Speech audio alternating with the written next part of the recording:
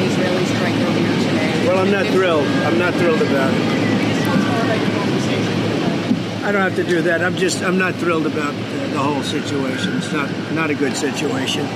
But I will say this: we want the hostages back, but we are not thrilled about the way that went down today. Did he tell you in advance, Mr. President? Did Israel tell you in advance?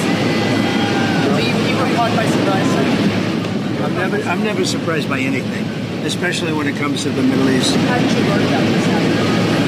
I'll be giving a full statement tomorrow, but I would tell you this: I was very unhappy about it, very unhappy about every aspect, and we got to get the hostages back. But I was very unhappy about the way that went down. Mr. President, when do you plan to speak to? So I think the president is definitely engaging in some damage control. He clearly understands and hears the anger that Qatar has expressed about Israel's attack. And I think he's seeking to do what he can to both, number one, underscore that the U.S. did not approve of the attack, and number two, to try to assuage Qatar's anger so that Qatar will perhaps return to the critical mediating role that it has played.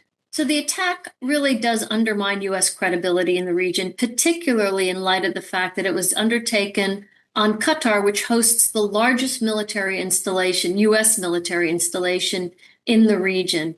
And so I think with this attack, many in the region are questioning how much they can rely on the United States for its security and how credible the United States is as an interlocutor, and in particular, how much is the U.S. actually able to restrain Israel.